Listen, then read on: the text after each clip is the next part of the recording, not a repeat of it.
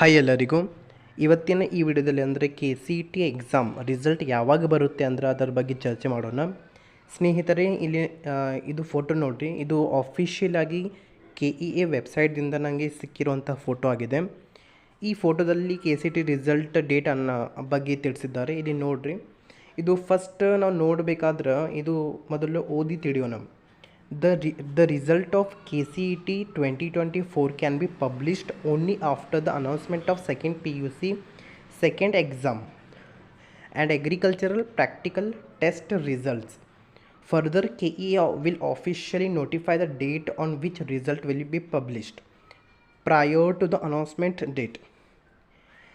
ನೋಡಿ ಸ್ನೇಹಿತರೆ, ಇದು ಅವರು KEAದವ್ರು ಏನು ಹೇಳಿದ್ದಾರೆ ಅಂದರೆ, ಸೆಕೆಂಡ್ PUC ದ್ವಿತೀಯ PUC ಪರೀಕ್ಷೆ ದ್ವಿತೀಯ PUC ಪರೀಕ್ಷೆ 2 ಏನೈತಲ್ಲ ಅದರದ್ದು ರಿಸಲ್ಟ್ ಯಾವಾಗ ಬರ್ತಿತ್ತಲ್ಲ ಅದು ರಿಸಲ್ಟ್ ಬಂದ ನಂತರ ಮತ್ತು ಅಗ್ರಿಕಲ್ಚರ್ ಪ್ರಾಕ್ಟಿಕಲ್ ಟೆಸ್ಟ್ ಈಗ ಅದು ನಡೆಯತ್ತಾವಲ್ಲ, ಆ ಅಗ್ರಿಕಲ್ಚರ್ ಪ್ರಾಕ್ಟಿಕಲ್ ಟೆಸ್ಟ್ ಪರೀಕ್ಷೆಗಳ ರಿಸಲ್ಟ್ ಬಂದ ನಂತರ ಅಂದ್ರೆ ಈ ಎರಡೂ ಪರೀಕ್ಷೆಗಳ ರಿಸಲ್ಟ್ ಬಂದ ನಂತರ ಅಂದರೆ ಸೆಕೆಂಡ್ PUC ಎಕ್ಸಾಮ್ 2 ರಿಸಲ್ಟ್ ಮತ್ತು KCET practical agricultural practical test result, ಈ ಎರಡೂ ಪರೀಕ್ಷೆಗಳ ರಿಸಲ್ಟ್ ಬಂದ ನಂತರ KCET ರಿಸಲ್ಟ್ ಅನೌನ್ಸ್ ಆಗುತ್ತೆ ಅಂತ ಅದು ಡೇಟ್ ಅವರು ಇನ್ನೇ ಮೆನ್ಷನ್ ಮಾಡಿಲ್ಲ.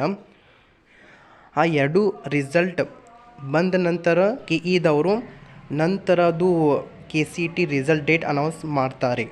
ಅದೇ ರೀತಿ ಸ್ನೇಹಿತರೆ, ನಿಮಗೆ ಅದು ರಿಸಲ್ಟ್ ಡೇಟ್ ಬಂದ ನಂತರ ತಿಳಿಸುವಂತಹ ಕಾರ್ಯವನ್ನು ನಾನೇ ಮಾಡ್ತೀನಿ. ಅದಕ್ಕೋಸ್ಕರ ಏನಪ್ಪ ಅಂದರೆ ಈ ರೀತಿ ಇನ್ಫಾರ್ಮೇಟಿವ್ ವೀಡಿಯೋಸ್ಗಾಗಿ ನೀವು ನನ್ನ ಚಾನಲ್ನ ಸಬ್ಸ್ಕ್ರೈಬ್ ಮಾಡಬಹುದು.